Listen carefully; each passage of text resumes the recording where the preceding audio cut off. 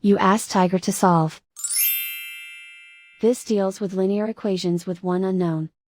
The final result is x equals negative 25/16. Let's solve it step by step. Simplify the expression. Expand the parentheses.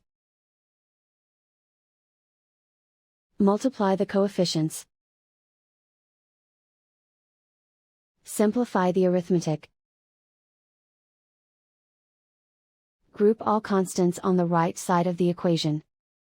Add 16 to both sides. Simplify the arithmetic.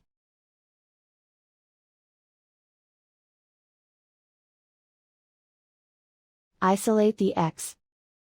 Divide both sides by negative 16. Cancel out the negatives. Simplify the fraction.